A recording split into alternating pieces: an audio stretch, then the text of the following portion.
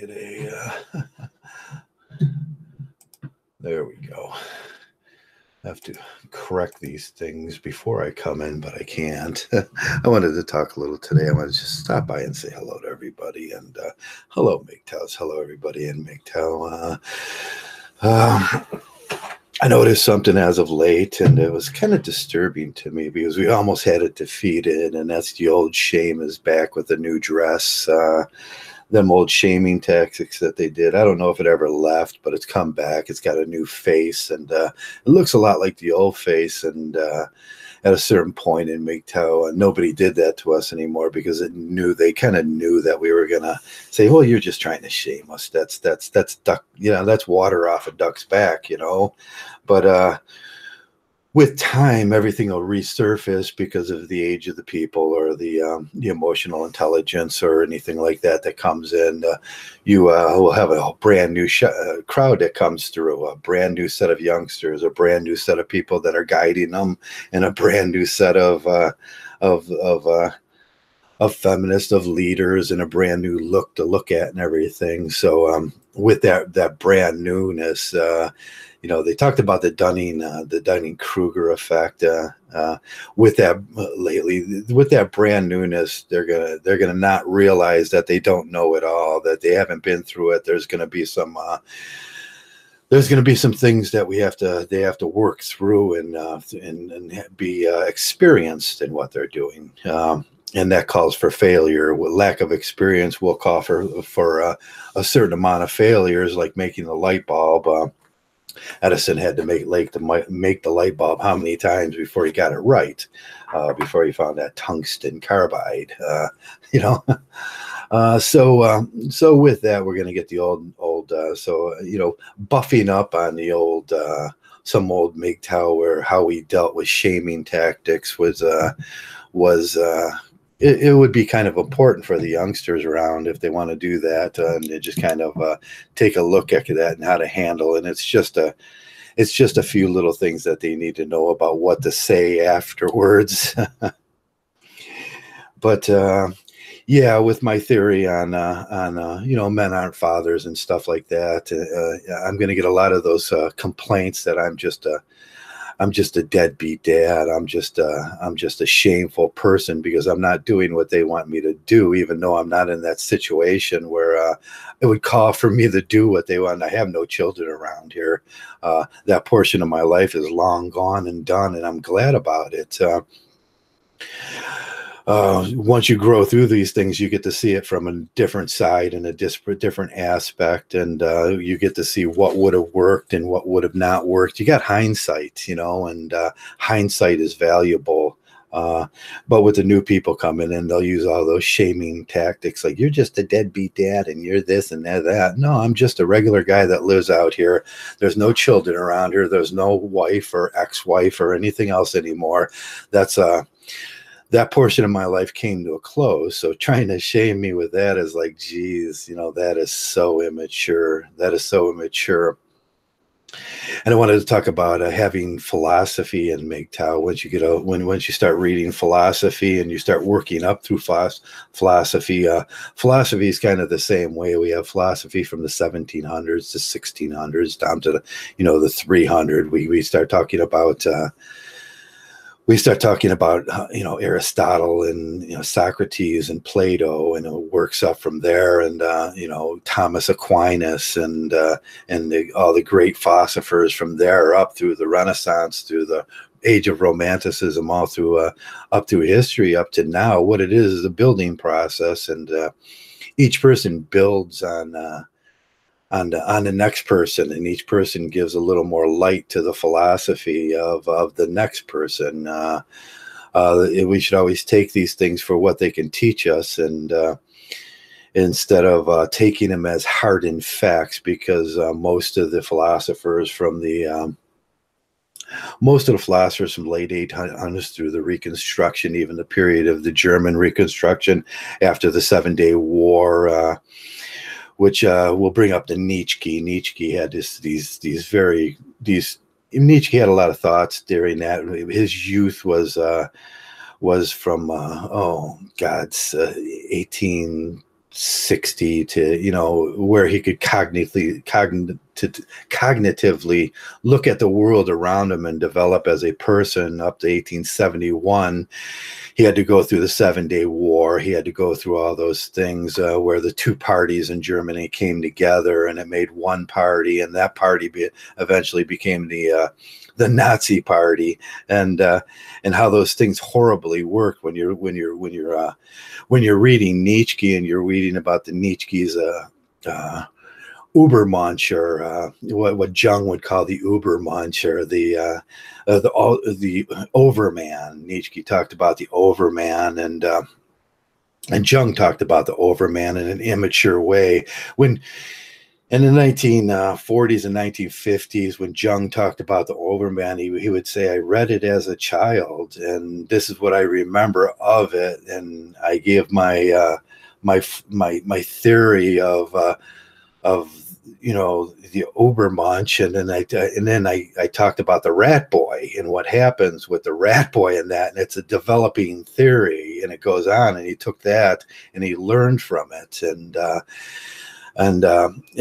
it goes on and on and on. And the next guy will take from Jung, and Foucault will take from Jung, and he will add on to the work, the philosophy that's in work. As of now, in 2016, you know, we have very little philosophers out there. It's more political, and people take these political views. And if you're mixing philosophy with political views, then you're going to get in some trouble, because if you're looking at Marx and you go, Marx is to socialism and communism like a father. But if you're looking at Nietzsche's Overman, or the aristocratic, he was talking from the point of view of the aristocratica.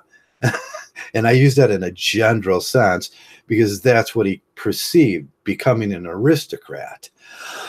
And there's many parts to that, becoming an aristocrat. It's just not the slave mentality of the two people. There are three parts of that, and there's more parts of that, and there's actually more parts of that you have to understand the point of view of what time period. And once you see the time period and what political point of views Nietzsche had, and where he was at was more important, and what he had to go through, what formed those opinions about the Overman, and what formed those opinions about the slave mentality. And he was coming and he was warning us the same way as Marx was warning us about, if you did this, you did this, and then this happened, you would eventually turn bad. And then you look at Hitler's Mein Kampf, and you see it riddled with mistaken Nietzsche quotes, immature, mistaken Nietzsche quotes that he used and twisted, because all things out of this world that Hitler wanted to be, he wanted to be an aristocrat. He wanted to be that guy with that great looking girl on his arm. He was not the rat boy, because he didn't have to deal with those kind of failures from his father. He wasn't a pre-installed aristocrat. Now, when we look at that rat boy thing, we look at George Bush and the failures of George Bush Jr. and the failures of his father, and which dictated his politics towards the Middle East, and that need to win this war, or have this war with in Iran, and how they lied and made up lies to make this happen. That's the rat boy. He's willing to throw all you guys under the bus, have a war, and it doesn't matter how many people died, because his father needs to be, right. And hello, Benjamin. Very, very Benjamin life. So we look at all these. You look at the philosophy in the sense as it's working up. It's working up from the times of Romanticism, Victorian age, and we look at Nietzsche, and like I said, Nietzsche was to Hitler like Marx was to Stalin. And other philosophers in other parts of the world were like that to, the political pundits of the time. And there's a very there's an awesome danger when you start taking in Nietzsche, and you start taking in the overman, and you take in just the part that deals with slave mentality, and you start considering yourself as that as that aristocrat that he was talking about. You know, you don't want to be that aristocrat. It wasn't that not Marx. It wasn't that Nietzsche was talking about something that was good. He was just giving an overview of what was happening during the time that he lived. And because that was his world, he can look out at his world and he can see these things are true in this world. But when we look at the world of Germany in 1868, it's not the world we live in today of modernity in 2016. And sometimes when we apply these things, I would say anybody that starts talking Nietzsche in a political situation, like in a male gender or even the gender dynamic situation, you're in real unless you really start working that thing up into Jung and into Foucault, you might end up believing that Hitler was right. You might end up thinking that Mein Kampf is the greatest thing in the whole world. And we see that a lot with immature philosophers, and we see that a lot with people that want to pick pieces out of philosophy. Excuse me, I have a little sore throat. I was out walking right before this in the cold, and I had a stalker when I was walking. It was very weird. I had a stalker.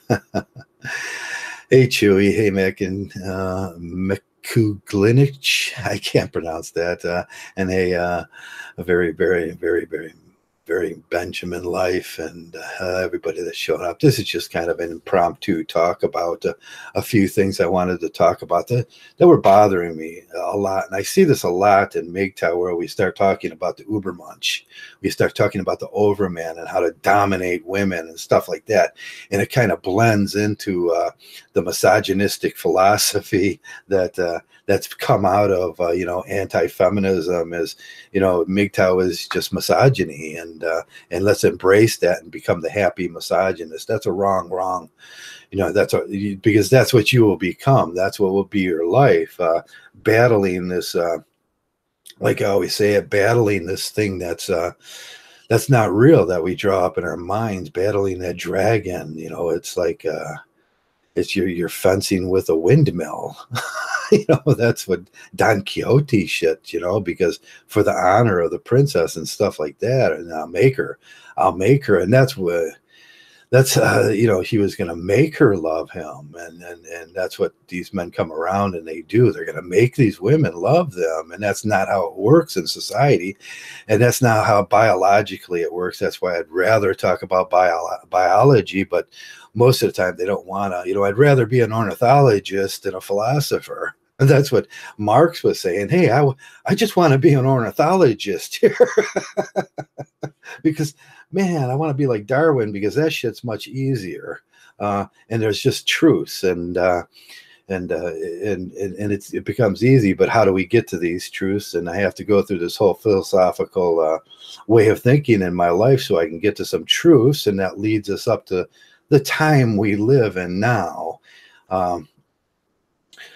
Sometimes those philosophies are great for practical application and situational logic. Situational logic, and when you start reading pragmatism and a new philosophy of pragmatism and a new philosophy that goes on in England now, I don't know what I think they're pretty much pragmatism or their version of it. How you look at things, and you look at things situationally, and you say to yourself, I don't know everything, so all I can do is home in on something, and the closer I get to it, the better off I'll be, because that's the universe. The universe is cruel if you're floating around away from something, away from a truth, and then you're living in a non-truth. The universe has certain ways of correcting that for you. If you're thinking you only have like 16 proteins or something, and you're basing your if you're basing your scientific life on that, then man, you're gonna need to find out some stuff. I think I can't remember who it was that it was 16 proteins, and but that's the same thing. Even with science, it matured and it grew up and it grew up, and we look out into the broad horizons now. And as in Mgtow, we're growing up too. We're growing like that. We're going to have to learn from the past, look at the guys, decide if it was, and we start homing in onto that target zone. That's what Wright would say. Wright would say we home in onto that, and that's all we can do because we're human and we're limited in our capacity.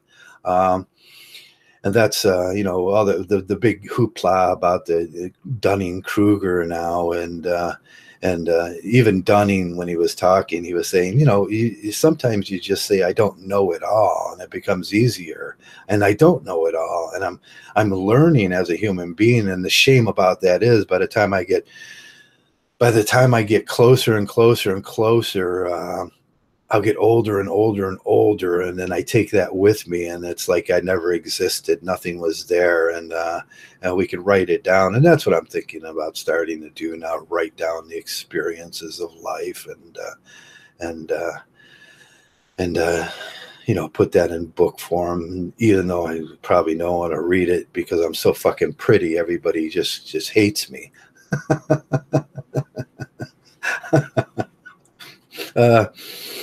Yeah, but so when we start looking at Nietzsche and we start looking at Marx, we take these two guys and we put them both in the same category. This is what communism and socialism came from Marx, but in the same vein, Hitler came from Nietzsche.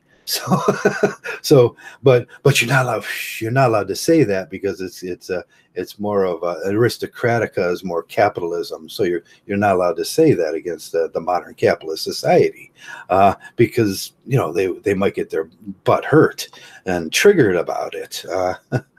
So that was interesting, and it started off in my mind this morning about that old shame that this whole thing turns and it turns and it turns, and that's all it does. And they came back at me this week and they said, "Oh, Joe, God, you're so awful. You're a deadbeat dad." And they started hurling insults, and I'm like, "No, that was years and years ago that I was a father, or they said I was a father. Years and years ago they said I was a father, and I had to believe them that, oh, you're a father." And then I realized at some point, all they should have just asked for it. All you want is my money and my resources, and I'm not really a father. You wanted a babysitter. And we see this in modernity as the wheels turn in politics too. One of the females that came around, I says, "Do you believe in childcare?" And she would not answer that, and none of them want to answer that. Do you believe in childcare, government childcare? And that's the big issue in some of the parties now. They want, because we got a lot of single mothers that need to work because they're single mothers and they're not in a traditional mating situation. And what they're really saying is they don't want to be mothers. The same way, feminism in the same way looks at this whole thing and says, I don't want to be labeled as this mother in the view of society, in the same way, which I say, biologically, I'm not really a father. And I don't want to have that label placed on me for somebody to get something from me. So now when we look at the mother statement, and this is the opposite of the father statement, moms and mothers and women that do bear women and have to take the response, that do bear children, sorry about that, and have to take the responsibility of raising that child in their stomach. They have a choice now. It's called abortion.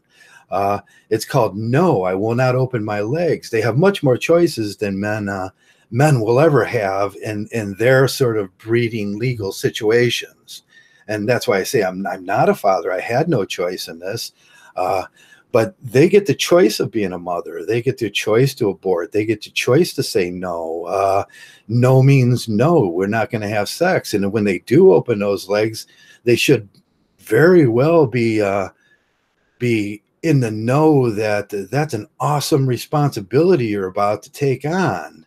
and accountability is everything. But now with the single baby mama more prevalent, 50 up to 50% of the women in society. Last I seen it was 42, and they argued with that. They knocked it down. 72% of the Black community, women just don't get married. There is no traditionalism in there, and it's the single mother raising the children, and the father becomes the slave to that situation in society, and the mother are asking for more, and it's more and more. And that's why I say it's sexual cryptids. When you start in philosophy, go hand in hand. You take that information that you know about sex. The women will always demand from the resources from all the community, not just the single. She doesn't want you around after that. After you have that, she may want you around for a child. What she really wants is her house, her place, her nest, like the turkey, the brush turkey. She wants you to build it, and she wants you to go away like the brush turkey. It's very evident to see in evolutionary biology. The starfish only picks the other starfish with the biggest rock to breed under. That's pretty shallow. That's a pretty shallow way to breed, but that's true. Sexual dimorphism playing out. The biggest, strongest male that can lift the biggest rock as a starfish. That's the one she wants to breed with. That's what's attractive to her. Women are cryptic females. You can be with her for a few days or a few moments or a few months or a few years, but it will never be that you're the only one. It will never be that she loves you. It will never be that. But we see this playing out in society where mothers don't want to be mothers anymore. They want a working life. We gave you in the 50s all the great. We gave you the nest. We gave you I'll go off to work, and men do what men do. We build cities. That's what we do. What are cities? They're nesting places for women. We do that very naturally. We just let us go and don't overtax us, and don't and we'll do great. We'll build pyramids. We build roads. We build countries. We can build a new world if you let us go far enough. We could put in a casing around this world if we need to, but it's just how far can men go, and how far. Well, men are restricted now by one thing. It's restrictions by fatherhood. You tap our resources. You don't understand that what we do in this society, we've already given that in the form of taxes. Taxes are payments to altruism, so baby mamas have buildings to live in, and food to take care of them, and heat and everything. But in this screwed up society, we have two competing systems, and that's why I talk about Dershwin's social fact, where the altruism goes to the government, and they take their chunk of that, and then they pass it down and sprinkle it on you, and then they start saying things like them baby mamas and those welfare queens, but that's just, they want more, and the altruism never goes over truly, because men deep down in their souls, they know that females are cryptic. They know that females are cryptic. We have 2 million years of evolutionists that we know. Only thing that's hijacking this thing is religion and government. They want better houses for their brush turkeys. Want big double-story houses with pools outside of them, and that's how they display their dominance as males. Which gets us back into the Nietzsche thing with the overman. It's male hypergamy in itself, and hyperdrive. It's hyperdrive, male instinctual need and hyperdrive, and you become the Ubermensch, and you can have 10 of those breeding things if you want. But when we look at how that plays out in the real world and real society for 99.9% of us, the mothers now want child care. And what is it? Like I explained, the mother has the child. There's no father and no home to raise this thing, and she has to go off to work. So now she wants a mother to the mother she isn't. And that's where I see it as total hypocrisy when they tell me that when I say I'm not the father, I was never the father because I give taxes. That's how I do it. I give taxes as a male in the sexual cryptist program. The real program that runs underneath that's the reason why we do everything. I have no problem with that program because that's the way humans are. But then we get the government that leeches on that. We got lawyers leeching on that. We got hyperbious women that are leeching on that. We got corporations that leech on that, and the true society never gets to actually enact itself. But now we want child care for mothers, so they can be the mother to the mother that never was, because what women are really saying is they don't want to be mothers to those babies during the most formidable child rearing times of their lives. They want to go right back straight to work, and they have to because the government forces them to, because the government doesn't understand sexual cryptists and why we gave those taxes. They think the government wants to spend it on oil wells and wars. No, we gave those taxes so I don't have to be called a father. And why should I double pay now for child care to a mother that doesn't want to be mother when I've already paid that motherly tax, or that tax of altruism, or that brush turkey tax? Whatever you want to call it, it's just that. And then when we charge fathers child support, what we're really saying is you're going to pay government money you've already paid in taxes for that altruistic program. The government just stole it because it will never make it to your wife or your children. None of you could ever actually in the eyes of a government that wasn't a hypocritical government be called a deadbeat dad because you paid your taxes. That's what that was for. It was for providing the welfare, the house, the brush turkey thing, because of sexual cryptists to the female. But we have a government that's learned in a very aristocratic way, and that's where we started talking about Nietzsche earlier. In a very aristocratic way, the government has tapped into that and stolen it from each and every one of you. You've already been pre-cucked. That's what I've been saying. When you pay your taxes, them are cuck taxes and nothing more. You've all been pre-cucked. And the sooner we get to this thing, and as soon as we get to, a lot of guys will go, well, we want to collapse, Mcintosh, but I want to say, listen, I want to explain to the government that I already paid child support in the form of taxes. That's what that's about. And they don't understand.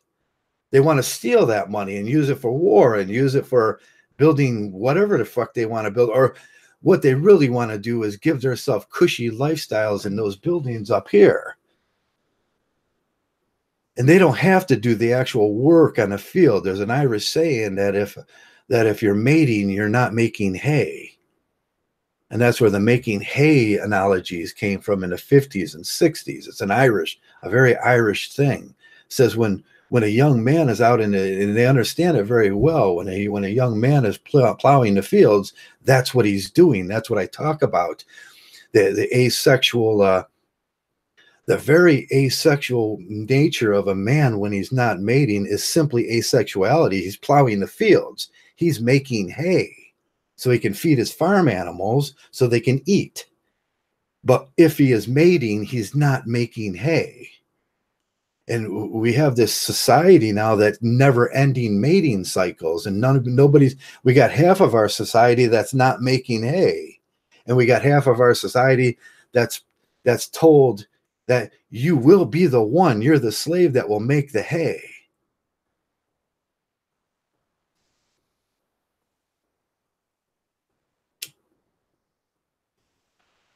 And I know that's difficult for a lot of people to understand, but it's a very simple Irish little saying, that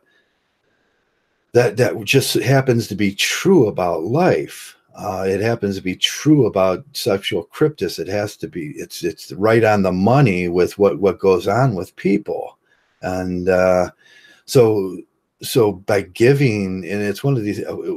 women, no, they don't want, they want to go to work because they have to go to work, and they have these ideas about the glass ceiling once they get into the workplace, because now they have to go because they've chosen to be irresponsible. They've chosen to be irresponsible, and society has chosen to be immature about this thing. And men have chosen to be possessive and immature. That's where it comes into, and nobody really sees, very few people really see what's going on. That's we're playing out, we're enacting out evolutionary biology of sexual cryptis in our lives. The woman simply wants the society, all the resources from all the men. You are not the father. And as soon as men get used to that idea that she's just that kind of whore, the Red Queen keeps running. Why do we say that? Because the Red Queen keeps running. You can nail it down, marry it, and try to keep that, but that will never work. And that's why we say marriage doesn't work, because the Red Queen keeps running. They will always want the next male. That's hypergamy. They will always want the next. It's just natural. Get used to it, guys. Don't sit there and complain about it like you can fix 1 million, 2 million years of evolutionary biology in a woman. You take on that problem, and that's what you will be doing in anti-feminism for the rest of your life, than getting with the final answer. The final answer is very much different than what people want to hear.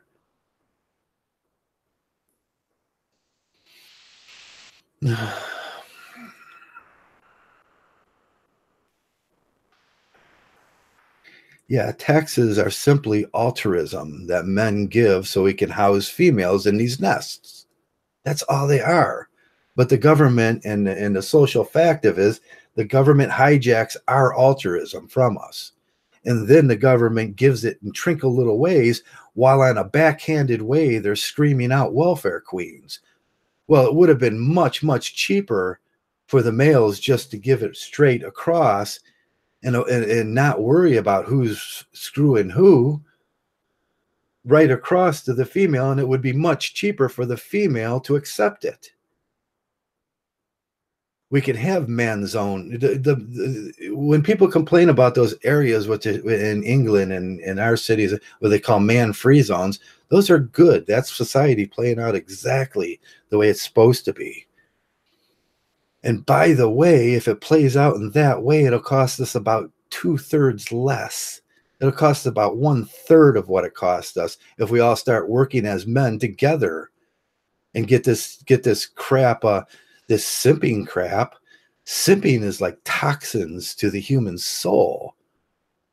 All that simping is saying is he grab hold of that girl, and he's like, you're going to have 6 little babies of mine, and you're not going to be able to leave. And in her soul, she's going, wait a second. She knows I might choose to have one with you, but I want you gone, because that's natural biology. She might choose to have 2, but she wants you gone. At some point during this thing, she's going to want you gone. She wants the resources from the whole community, which we call welfare now. That's the female in a nutshell. It's sexual cryptis playing out to welfare. Now, you can't battle with welfare, and if you try to change that thing in a female that's been inbred in them for 2 million years, you're a fool. Religion's been trying to do it for 2,000 years, and it's failed. We've drawn up concepts in our mind that there's some magic mating thing that goes, there's electrical impulses that people share, and are called pair bonding. That's crazy. The absurdity of that. The absurdity of that, when they can simply start looking at Darwinism as being a truth. And there's no extra bones in the female body. Our skeletons look the same. Adam, that garbage about females have 75% of Christians in this world think that females have an extra extra rib bone. Is Adam? Go read it if you haven't. If you're denying that, go read Darwin's rib. Jesus, people are crazy now. Religionism and authoritarianism and aristocrats, the same ones we talk about when we talk about Nietzsche. We can look at Nietzsche and get a good lesson from Nietzsche about human nature, about the aristocrat, but that's not something you want to be. Because look what it made. It made Hitler. You can look at Marx and look at the honesty of how this thing plays out. He was just telling how this thing was going to play out. He didn't like hypocrisy. But you don't say that's what I want to be. In the same way as you don't want to be Hitler, you don't want to be Stalin. Wow. Wow. Christ. I mean, when in essence, all Marx wanted to be was an ornithologist. He just wanted to look at the animals and the birds and the bees in a truer way. But that's maturity. It's philosophical maturity.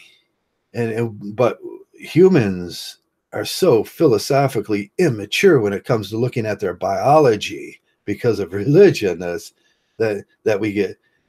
I get shamed. And I think, oh, well, yeah, that flies off of my back like water off a duck's back. But that's shame. That's putting a new dress on the old shaming tactics. Doesn't look any better. Matter of fact, it's older and it hit the wall. I mean, growing up in Mgtow, what this is about is growing up a single guy in a world where you should be a single guy. There shouldn't be those things inhibiting your growth.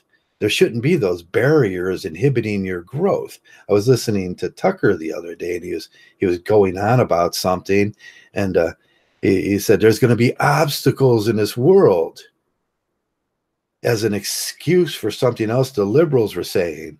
And I said, what obstacles? Could you please explain those obstacles to me?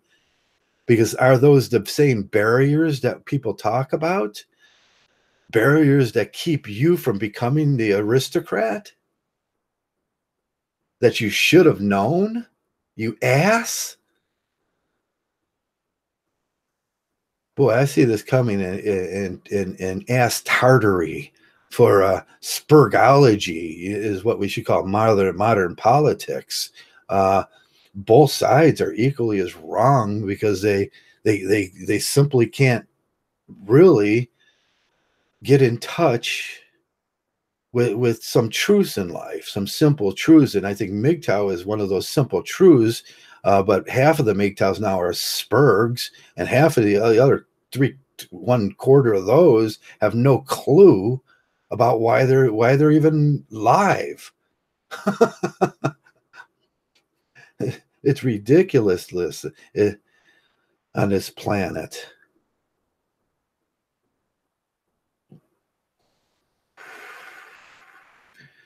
But Mgtow gives you the opportunity to flow through these things in a very hard way sometimes. And I see with the new guys, there's a brand new Mgtow on the scene, and he was raging out. And I'll say red pill rage, and even Mgtow to that has red pill rage all wrong. You know what red pill rage is? When you first take a look at Mgtow, you go, Mgtow, you're wrong.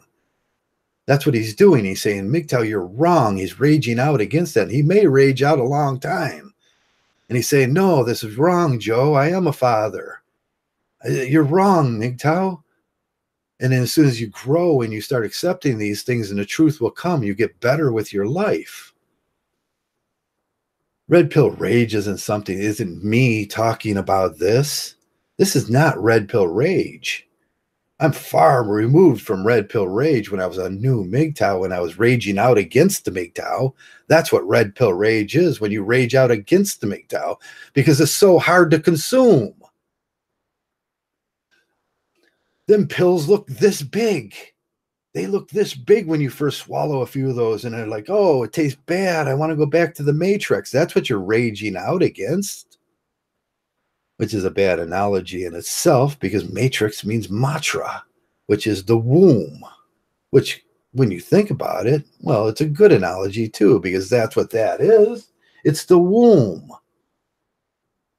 It's little baby humans, little mind baby humans, unwilling to grow up, unwilling to take on honest philosophy, unwilling, they get stuck in a very unlearned way. And the schools don't help that. They may teach mathematics and in a very, you tie a boy down to a chair and try to teach him mathematics. Oh, that's going to work great. But if you take a boy out to a baseball field and teach him the analytics of baseball while he's playing, he's going to know calculus right off the bat. Effortlessly. Basketball stats, algebra.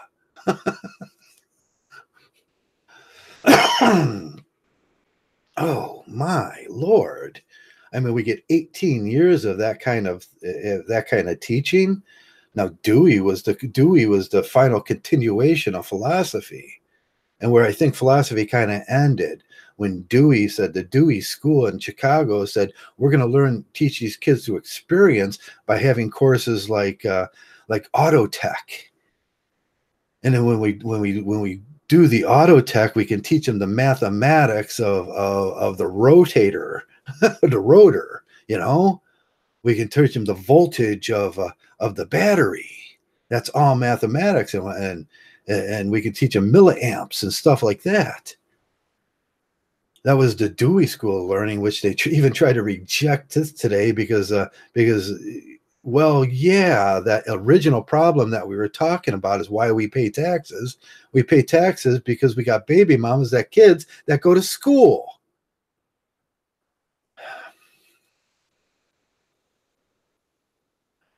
Christ.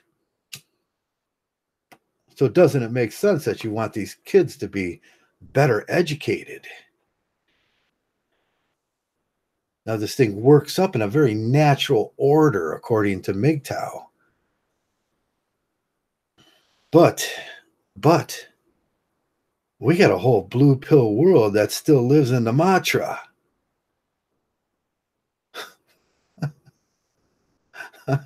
They're still thinking like children. They're still thinking that 1851 logic that, by the way, got us Hitler and Stalin.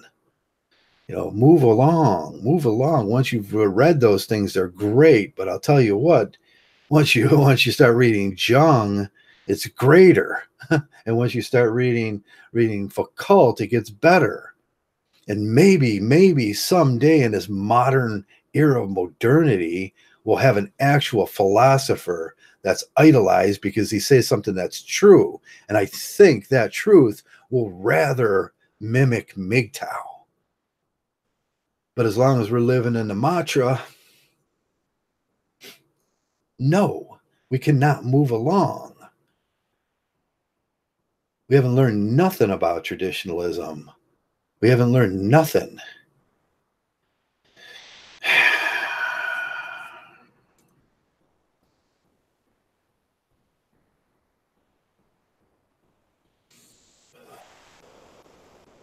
It's very unnatural for a man to cohabitate with a female. Every single biological impulse is for you to leave and for her to want to be independent. Every single biological want and desire by her and you is not to do that thing. So what do we do as humans? The very thing that we don't want to do. We're forced into trying to evolve in a very negative way through stress. And it's been In threat stress, you will evolve, and it doesn't mean that that evolutionary trait will make us better humans. It'll just make us that human. The natural course of this thing was always for men and women not to cohabitate because they drive each other nuts. Men are possessive on those things. Maybe we need to, you can't tell a male not to be possessive to a female and expect monogamy. And that's the last thing on her mind, by the way, in a day. That's nothing you can teach in a religion course. It'll take thousands and thousands and a million years to teach that to a human being. And what kind of human being will you get at the end? I don't want to resemble that human being. I like it the way it is. I'm like the caveman. I'm wandering through the woods. Oh, look, a girl. Bam, see ya. I'm not sticking around because I'm not a father. I'm just a caveman wandering through the woods.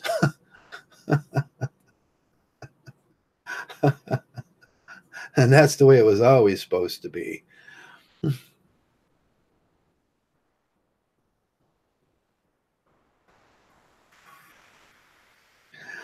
And I know it's funny sometimes in the way I put it out, in the way I get all excited about it and everything sometimes.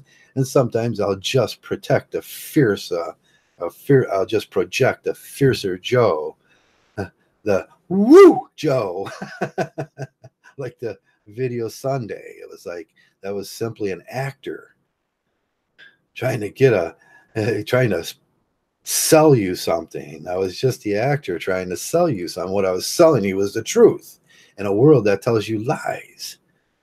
I'm not a father. And she doesn't want to be a mother. I mean, she wants health care. She wants child care. What does it say when a woman wants child care out of the government? She's saying she does not want to care for that child. She doesn't want to be a mother. That's very confusing in a world that women have babies and men don't.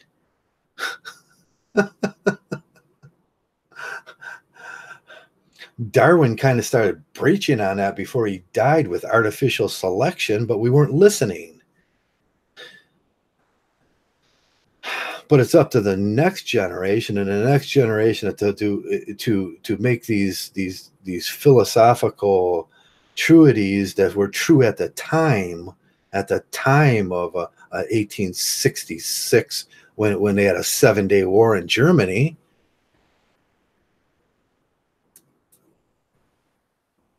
It was true then, and it was an aristocratic nation, but it doesn't have nothing to do with this.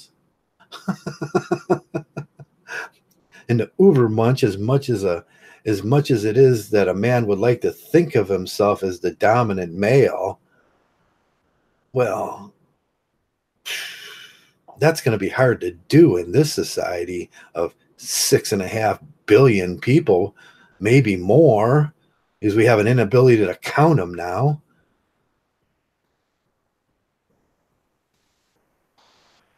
Which just makes Mgtow more right. Don't cohabitate. Don't overbreed. They can't even get the replacement rate right because they're so stupid.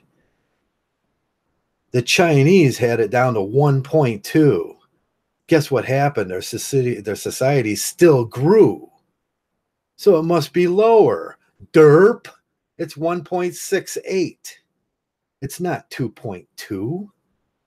Because of the linear process of life.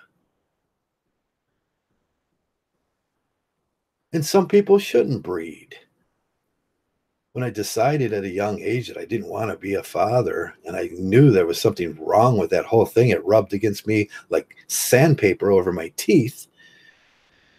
And then I was forced and trapped into that thing, and it gave me many years of misery in my life, which was all just the natural order of the world telling me I was in an unnatural situation and you were right all the time. I should have went with that, but I had no Mgtow. Guess what was the philosophy of that time? I grew up in a Christian neighborhood. That was the situational logic that I knew.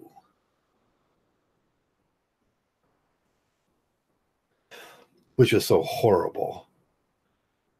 I had to ask questions. I had to start reading other philosophies.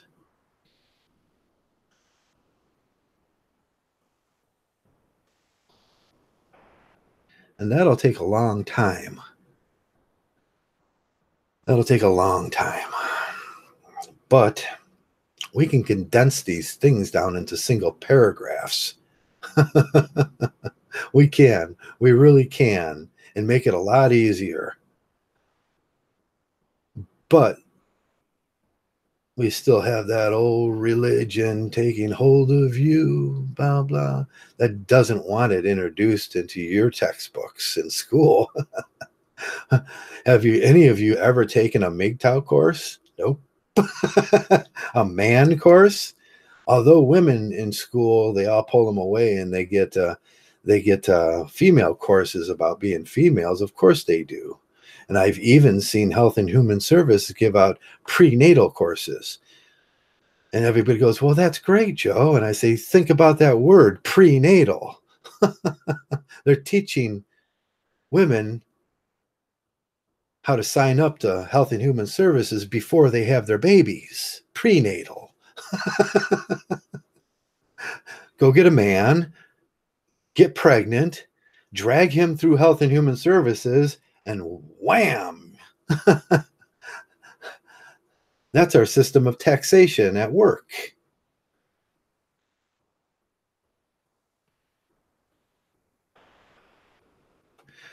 I was a floor guard during that day when I listened to that course for the military intelligence. They put me as a floor guard because the guard didn't show up. I said, Joe, you want to take that guard duty? Because these girls, if these guys came in here, they would absolutely want to hurt them. And I sat there and listened to that garbage. And I was insulted, but I couldn't say nothing because they'd taken a creed to my to the military to actually do that.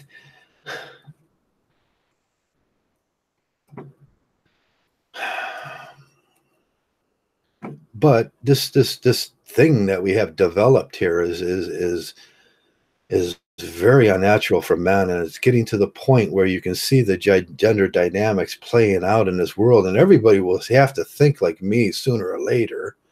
Sooner or later, that will be the evolutionary stress will force them, as it forced me.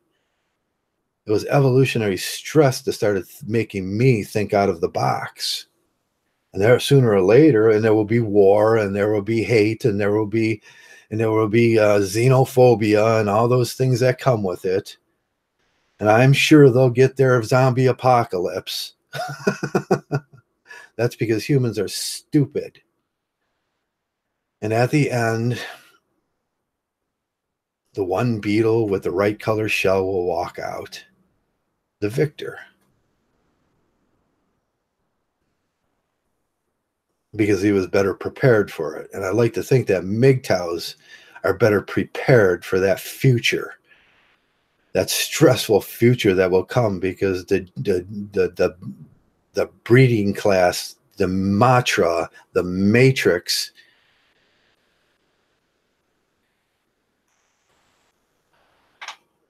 doesn't understand, and their societies are falling apart because they're built on unnatural things. And like I said, it's like Dewey explained, once you get farther away from the truth, nature will correct it in a very unsettling way. You don't have to understand it. It will be corrected, and it doesn't rely on your understanding of it. But it's better off if you understand it and put yourself back where you're risk-free. And that's what Mgtow is about, being risk-free. Don't get off in that la-la world of politics and garbage and marriage and forced fatherhood and motherhood that doesn't even resemble motherhood. You got options and you got choices because you got Google, and you can Google anything now. And you got options to learn these things and put yourself as a Mgtow in a better situation. I don't know what fate has for me and those apocalyptic days that will come. I'm hoping that I'm gone. I pray every day that I don't see 60. And they say, "Oh, Joe, that's so selfish of you." I say, "Selfish as of me? If you had to walk with these knees?" I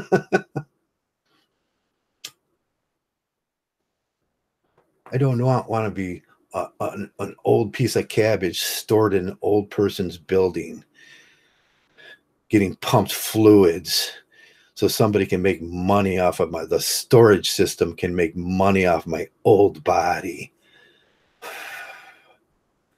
But I'm selfish.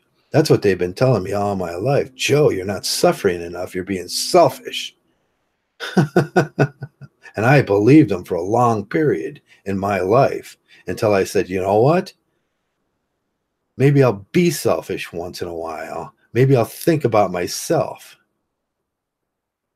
And that's when I became Mgtow. "Oh, geez, that worked out quite well for you, Joe." But they still knocking at the door every day. The taxman's still, he's still chasing me. And the taxman is just that part of that social fact I was talking about. He's stealing from what should have went right across in altruism. Because biology can't be fooled. Women are cryptic, and that's it. And if you don't believe in a welfare system, you're an idiot because you're in a welfare system. You are the welfare system.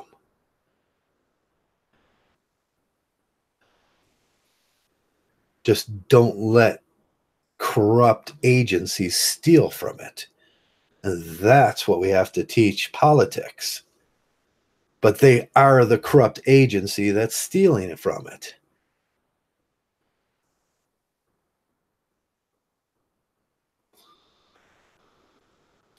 Everybody argues with the Bernie Sanders plan. You know what happens as soon as you give somebody, every single American gets $17,436. You know what happens at that point? Health and Human Services closes up because you no longer need it. The marriage system should close up after that because there's no one to back up child support, and that closes up. And Uncle Sam starts saying, "We're not in the marriage business. Go see your minister." And there's no need for it anymore. And that saves us 2/3 of the cost because we don't have to build those buildings to house them no more. We don't have to have a GSA because it's a simple payee system that you can go to your library and type in what you're making. And then some fools will say, "We can't afford that. That'll be $35 billion. You go, "No, it won't, because people work and people want to work. And if somebody's not making 12,000, they should put them up to that $24,000. But if they're at that $24,000, they should not get the $24,000. That's simple logic. By the time you get done filtering that out in a simple system of logic called a computer, you'll see that it would end up paying 2/3 less. Why would you want to employ 2 million office workers in an HHR system when you don't need to?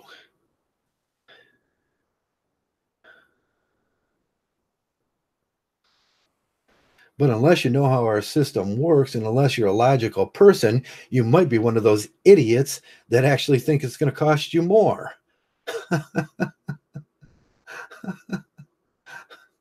Wow. Special people on a special planet. And that's the sexual cryptid system, the one that only makes sense.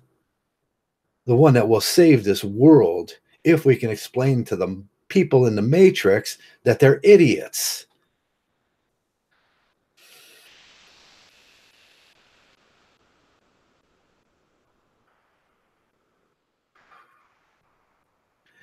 But that's going to take Mgtow to stop being idiots too.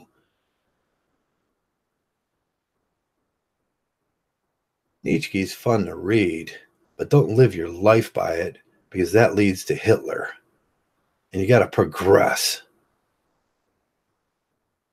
And it'll give you a situational logic situation which you can apply to your life once in a while, and where you will have to become the overman and fix this shit.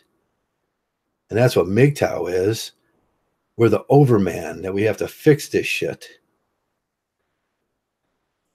And guess who else was the overman? Joseph Stalin was the overman, because he had to fix that shit, or else they'd still be living in a traditional farming community.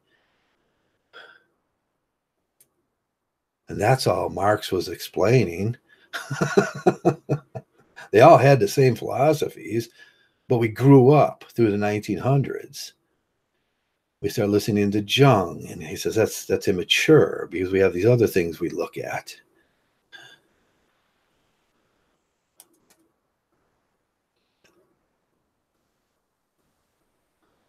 If you get fixed on that shit from the past, that's where you will stay.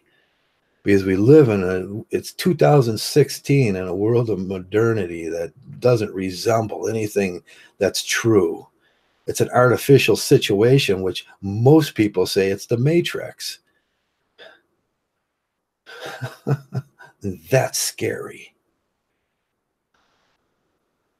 That's outside of the target area. That will call for nature to remedy it. If you're fighting against the universe, that's a big bitch up there. And that's what we're doing right now, fighting against the universe.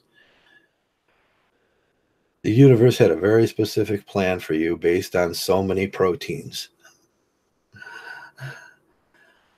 Yeah, it does. I don't know what made humans so much better than the rest of the animal, but I'll accept the fact that I am the apex creature on this planet. And I kind of like it. I never wanted to be born Dougie, even though he's got a pretty good life, because he got a pretty good God, and that God is me. And I care about him. I wish to God that the Christians thought cared about me as much as I cared about Dougie. But obviously there's a problem with that.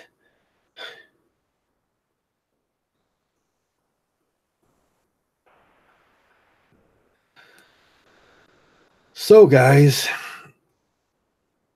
that's all the problems I had. We want to give mothers daycare so they don't have to be mothers. But when I say I'm not a father, they go nuts. That's hypocrisy, and that's what I hate. I hate that in life. And then I can unwind it and break it down and think about why they think that way. And it gets pretty scary from there. But I'm just a fanatic. You guys have a great day. Who else did they call a fanatic? Yeah. The guy that was looking up into the stars. He said, hey, these things are round. These things go around the sun. The sun doesn't go around us. And he was right. And there is no flat earth. Sorry. Sorry. It's fun to think about those concepts. And it's fun to think about aliens. And it's fun to think about chupacabras and yetis. But it's not true. Because if there was a yeti, I'd have one. Because I'm Mgtow. And I'm the baddest thing that ever walked on this planet. And you are too. And thanks a lot for coming around. And thanks a lot for listening to the rantings of a lunatic that just happened to be true. Mgtow. Just thanks a lot for being Mgtow and opening up that big brain of yours to a new world that someday maybe we'll get to see if we push hard enough. Become that Ubermensch for Mgtow. That's the philosophy that you can take.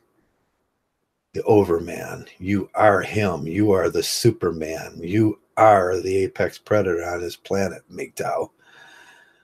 You got the brains and the brawn to go with it. Let's get out there and do this thing.